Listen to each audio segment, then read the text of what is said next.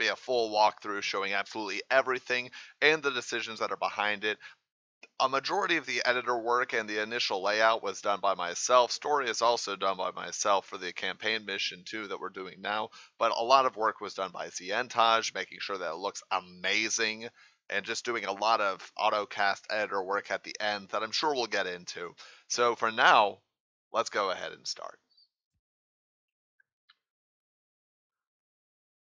So after the end of campaign mission 1, where we discovered all of the journals and then we took ourselves in an airship and fled to leave the desert island behind us, we keep traveling for a little while only to discover that we have a set of units over here that were able to escape in this airship, and an airship that is burning on fire. So one thing right quick, as this thing is about to die, I have to give it up to a guy named Dragon Archer Z who beta tested this. He took all 5 of his units, tried to put them in the airship, not realizing that it was going to die. And since the death of your guy right here, the Paladin, means that you lose the mission, he lost the mission in like 20 seconds. It was fantastic. So we've already learned how to select units, how to grab them and move them around.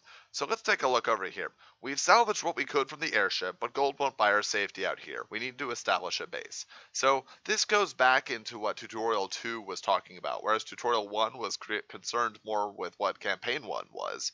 Selecting units, moving them around. This mission is going to be focused more on you need to learn how to make stuff. If you don't learn how to make stuff, you're going to learn how to get destroyed. So with that, we're going to move our units around, and we're going to encounter a wolf. Now, these are our first experiences with wolves, and it's actually okay that we're fighting them out like this, because we get the idea of what wolves are and what they do pretty quickly. There we go. What the heck? Okay, so we get the idea of what wolves are and what they do pretty quickly. They run up, they're pretty fast, they're pretty weak as well. And so now we keep trying to go down, and we see that no, we can't go down any further. This is the edge of the map. And so we're going to have to cross this little blue area right here. This feeds back into what we learned about in the previous mission, where we could walk on the light blue water, but not the dark blue. And this just reaffirms it for us as necessary. So we can't really go up here and do too much. Path is blocked on purpose. And we're going to go ahead and attack these things out. Come on. Come on.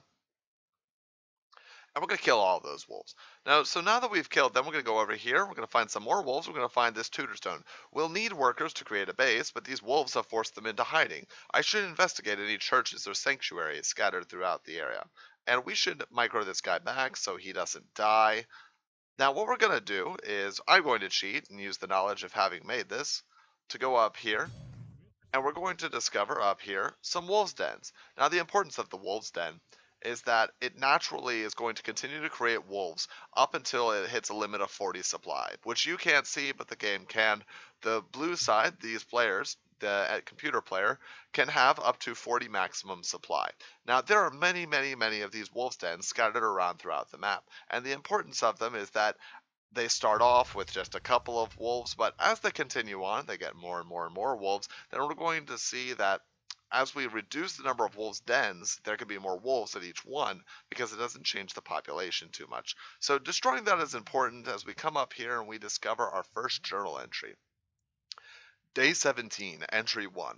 These ragged lands have made the people hard. For the militia to ask for assistance here means something dire. Okay, ominous. Ominous. Come on. Come on. Let's go. It's going to be a couple more units up here that we're going to attack. We're going to take them out pretty easily, just because our Paladin is really buff and can save a lot of things for us. Also note that we've made him a little bit stronger. He's gone from 175 hit points to 200, from 2 armor to 3, and his regeneration is a little bit better. That's just the reality of the enemies he's going to be fighting. Once again, we do the bird trick that we talked about before in the previous mission, where we waited for our unit to get near these birds so it can not only cause them to lose health, but also cause them to gain mana, and then once they get full mana to autocast. In this case, we put 5 of those invisible birds for the player up around this sanctuary, this miniature church right here, and when the Paladin gets near it, he allows the birds to get the full mana, craft those new workers, and then now that the workers have been made and there's no time, they die. We're going to go ahead and create this house right here. And once this castle is created, we're going to go ahead and attack. So we're going to go ahead rather and send them to go mine. Now, if you played tutorial mission 2, this is going to be a bit overkill, but notice that there are in fact 3 pillars here. So the fraction on the upper right corner represents your total population and supply, and it explains that houses and castles increase that. You cannot have more population than you have supply. If you do not have either, then the marker will turn red, which is what it is right now. The barracks can produce archers and soldiers, but requires a built house before it can be constructed. But now that we've constructed everything, let's send the units down here. Let's go ahead and make a barracks, and then we're going to go ahead and we're going to make a worker. So a castle should be built as close to this gold mine as possible. Once built, workers can carry gold back to it if I tell them to move to the gold mine. This again is a reiteration of what we already told players in tutorial mission number 2. Keep in mind that even though we made the tutorials, V-Tester did, with Xi-entaj's help as well, even though they made the tutorials after these first campaign missions had already, their basic frame had been established, let's go ahead and attack that. It's still important that we reiterate that to the player. So you may be wondering how the wolves know to come in these small waves and attack us. And the reason for that is that we are using an auto train ability. So let's go into that very briefly. So we have set the value of the wolves to be cost 0 gold. That is, they cost nothing for the computer player to create. Now we have set rally points, and much like we can set a rally point for this barracks, like so the unit will walk here, here, then here. A rally point has been set for all the wolves dens that are out in the wild, and they will rally from across the map down here, here, and over here to attack periodically, much like this guy is moving right now. The importance of this can't really be overstated because we don't let the player know how the attacks are coming here, but we make sure that they understand that they have to defend. And that's the important thing that we're trying to get the player or you to understand, is that you have to not send everything out immediately all the time. It's not necessarily a winning strategy. We're going to build a house, and then we're going to build another worker, and we're going to start moving out because we have this Paladin who's awesome. So we're going to attack these wolves. We're going to clean this up really, really easily. But the important thing is right here. We should train 3 archers and 3 soldiers before heading out. Otherwise, we too may become victims of this savage land. That is not because the player is going to die right here if they don't do that. Rather, much the same way that we have stressed the importance of things multiple times before we made it gameplay critical to people in the tutorial. Oh, we lost a soldier. Much the same way, we're making that really, really well understood to the player that, hey, we're giving you a buffer, we're giving you some time, but you really need to fix this and have more stuff, because if you don't, it's going to be a problem for you in the future. So we're going to move forward, and we're going to see, oh, yet another wolf's den, so we're going to take that out because we can. And we're going to rally this soldier over here. Now, keep in mind, 3 soldiers and 3 archers is extra to what you already have, so we're going to have to replace the one that's dead and another one that's about to die fairly shortly.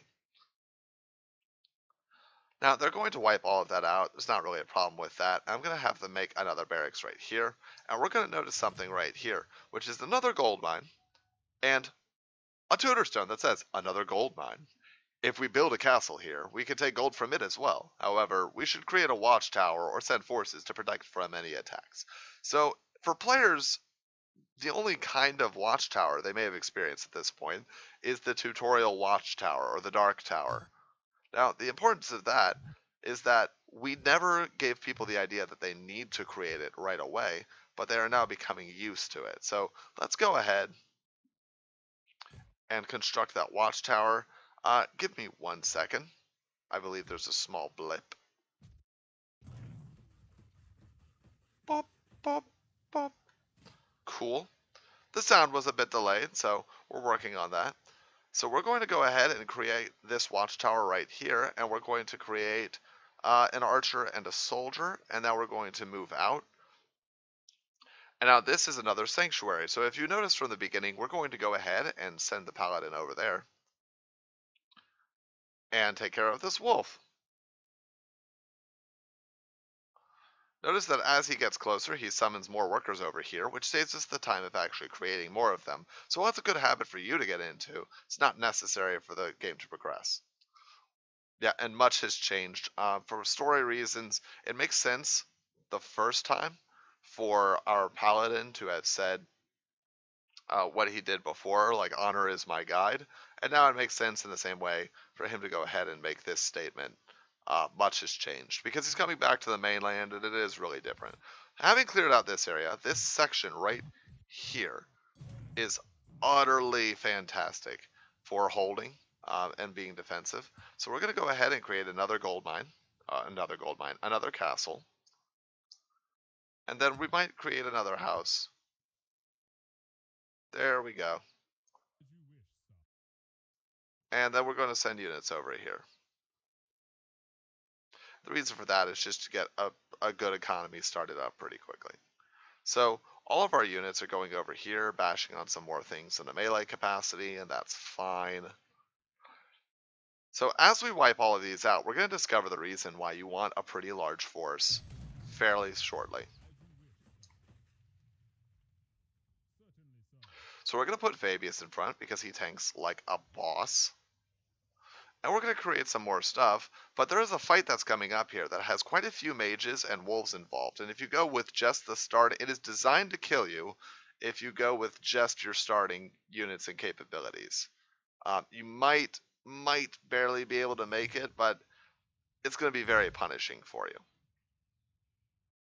And that's the idea, is that we want people to slowly expand, slowly get into the swing of things. And you notice, of course, that there's all of these wolves right here.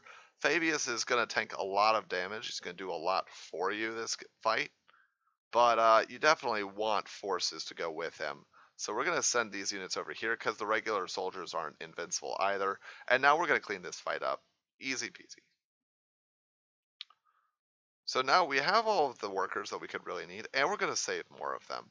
So we're going to go ahead and bring the units that we have already constructed, and we're going to, once all of that is dead, we're going to go over into journal entry number 2. First thing we're going to do is we're going to clear this area off to the west. This area off north gives an implication that this is not nature, this is not natural, and thus this is the next seg point, this is the next movement point that is natural for the player, because it's unusual and unusual for them. They have not experienced anything like it. The tile set is different from what they've experienced before, and the enemies that they encounter there, the mage is a new enemy that they had not fought previously. Now you don't have to destroy all of these wolf dens, but I'm doing so you can get an idea of where they are and what you do. And once all of those are dead, we're going to help this poor soldier that's up here trying to fight the whole thing by himself. He may die for his efforts. He lives! Call him Shala. There is a sanctuary up there. So we're going to want to get up here and collect those new workers. We don't actually need them too much at this point, but it is useful to have them. We don't have anything else that we can create other than units. We can't create forges at the moment. So we're going to go ahead and wipe that out, and we might as well make more barracks since we're here. We have a pretty good economy, and we don't really need too many more workers than we already have.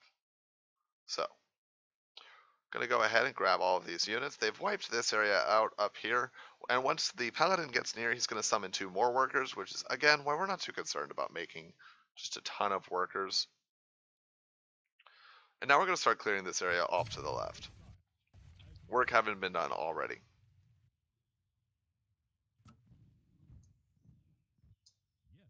This area leads to probably one of the nicest bits that Xi-entaj has done. Now notice we know that we can clear this blue area because we cleared it at the beginning of the map. So we're going to go ahead and do that. I'm going to send a soldier down here. And we're going to find... Come on. Come on. There's a special thing that you can grab up here. As we send these to attack, this is another wolf den up here on the top.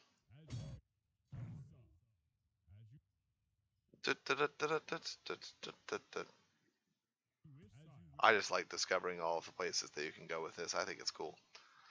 So here's a couple of things, is that this is a neutral building. So not only are we going to get workers out of it, but we can also attack it. And in fact, for this secret, it is very important that we do, in fact, attack it. Not too worried about the 1 or 2 units that were trickling through over this way. Gonna wipe them out pretty easily.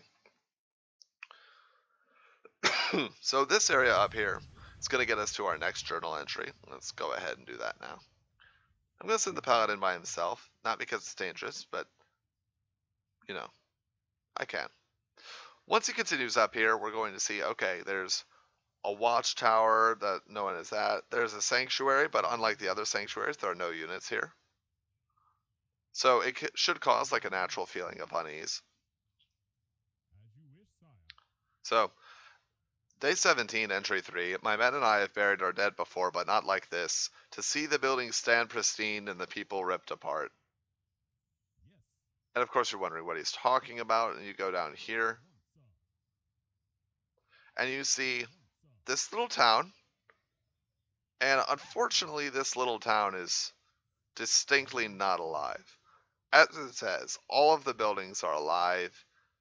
All of the people are not.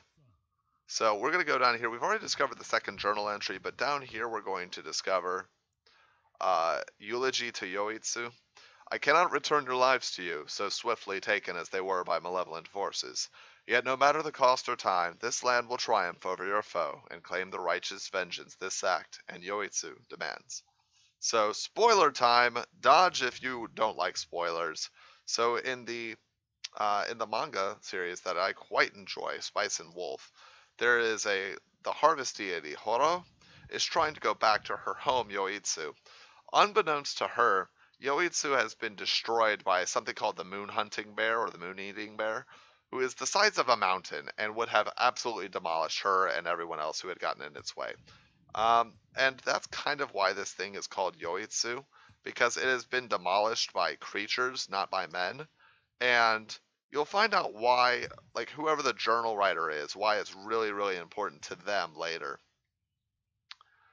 But you should get a sense that the journal writer has familiarity, since if it is the same person, they said, oh, for the people here to have called for help must mean something dire. Like, how would you know that?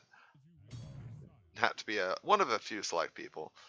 These mages must be controlling the wolves in this area. So we're making explicit the fact that we're not just throwing random enemies, there's actually a story involved. If we destroy the guilds in their main base, we can secure this land and prepare against Fabius. So just when you're starting to feel like I've made a base, what more do you want from me? Now we know what more you want from me.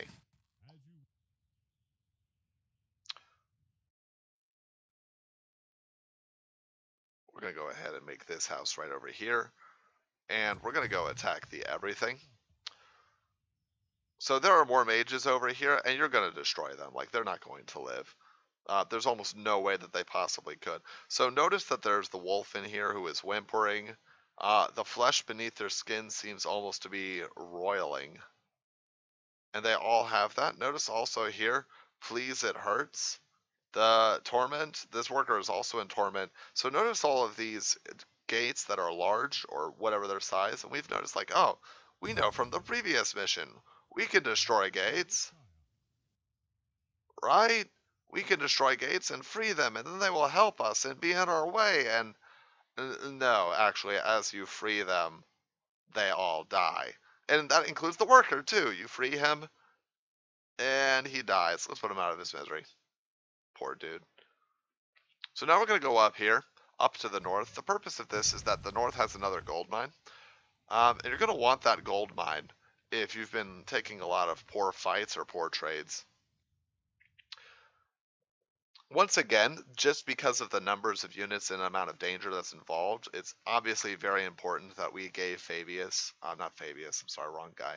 He's the antagonist. We gave the Paladin that's helping us more capabilities than he had previously in the previous mission.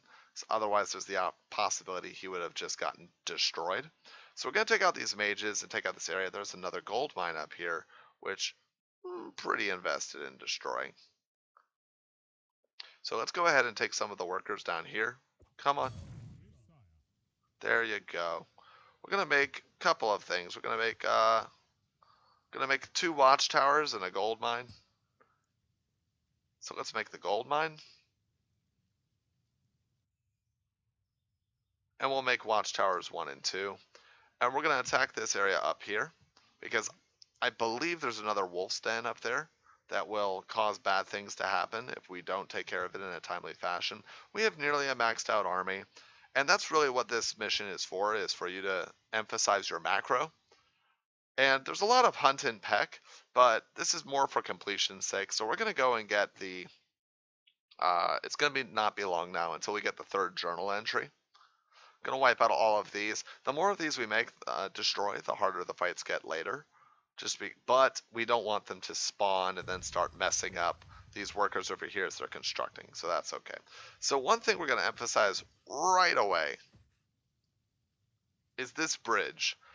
So this bridge is filled with mages, or mages are jerks, as you will see. So they target the area as you're in the middle with a slow field. And that slow field is annoying because it makes it hard. Like, if you only have soldiers, you're not going to ever be able to hit the mages because the mages have distance on you and you can't reach their attack path by ground. If you only have archers, the wolves are going to be pretty damaging because they're going to get a decent amount of hits on you, and you're slow, you can't run away. So if you have insufficient numbers, it's going to end very poorly for you. However, we just have too much stuff and we roll over them at this point. But I think it was important here to emphasize that the mages are, well, they do magic for a reason. Like, they're not incompetent. They're definitely smart. There weren't enough of them, but they're very annoying to fight, certainly. So we're going to go ahead and take out this wolf's den, because the more of them that we take out, the less that we have to deal with them later. We're going to have our Paladin go search the area around here as soon as that is possible for him to do. Come on. Come on.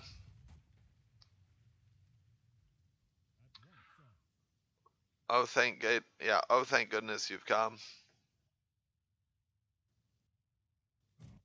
That is just, the player punch is terrible. I don't actually think it's possible for you to save that guy. You know what's messed up is that there are 2 graves too, so his family has already died. And there's no purpose really in destroying his house already. But that was a nice touch. That wasn't in there originally, so kudos to Xi-entaj for putting it in. I think it's cool. So the guilds are up ahead, using the wolves as proxies against our own people. Fabius, have you sunk so low? I mean, yeah, it seems that he has. So we get up here, and we're actually fighting watchtowers now. This is important. In the upcoming missions, we're going to fight against watchtowers more, and we've only had a realistic expectation of what they do from the tutorial mission prior. Tutorial mission 1 at that. So this is also why, and not just for decorative purposes, these watchtowers are here. It gives the idea that, hey, it wouldn't be unusual for these units to be here. We're going to send half of our army to go attack elsewhere. We're going to send these guys to attack this way. So these guys are going to attack towards and get another journal entry, whereas this army is going to attack up here and just killify things. Once again, special thanks to Dark Phoenix for realizing that some of this is just frankly too difficult for what it was. And I want to emphasize that once again, the mages are jerks. Look at the way that they are attacking you on oh, let's get our Paladin out of there. Do not want him to die, because then we lose the fight. Yeah, but I wanted to emphasize that mages are intelligent. They're attacking you from high ground where you can't hit them, etc., etc. So there is an area up here, and all of those mages are initially arranged in a pentagram, like to see that they're like spoiling this stone or whatever it is. And it's also important that you kill, like they have high grounds that are also annoying for that reason. But while you're up here, you see Day 17 entry 2, days away from Yoitsu, and our fortifications are holding, yet several men have disappeared into the shrouded woods. The men huddle with whispers of ghosts, and I too fear what has happened to my home. So if you remember, the first mission that first lesson that we saw down here, the journal says there must be something wrong for the people here to worry. And this third mission over here said, I'm sorry, Yoitsu, for what happened to you. The second one, though, shows that whoever wrote the journal entry, it's their home. So, just one of those small, like another small hit that I think is a good touch. I'm obviously biased because I wrote it, but... So here we see the power of mages when there are soldiers blocking for them, which is they are even more annoying than they normally are. And it's important that we kill all of these mages guilds. Once we do, we win the mission. We're on to bigger and better things. it's going to be good. And once again, our Paladin is doing pretty much good work. He's got 1.5 times now the health, a little bit more than 1.5 times the health that he normally would have. He has more starting armor. I don't believe he has more starting damage, but he definitely is doing work. So, the exit lies ahead, but I cannot leave until I've eradicated the scourge of these mages. So this is just a reminder that, hey, player, if you were leaving before you actually won, we're going to tell you that that's not going to work. And this is just a reminder of what mages can actually do. Obviously, they're jerks for doing it. They're not going to kill you, but they're just going to do a lot of damage. But if you have enough money and you've made enough stuff, it's not actually threatening, and you're going to go ahead and win that fight pretty handily.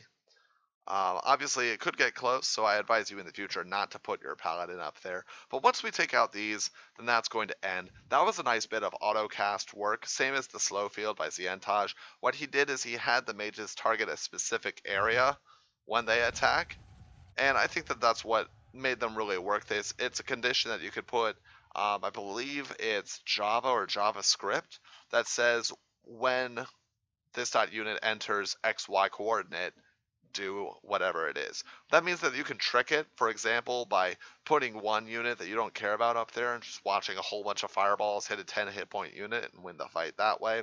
But all the same, I think it's really cool. I'm really, really pleased at just how good this map looks. Like, geez, it looks fantastic too. Just getting stuff done everywhere. So that's it for the second mission in the campaign. I'm going to close this out, and then I'm going to come back for the third mission shortly.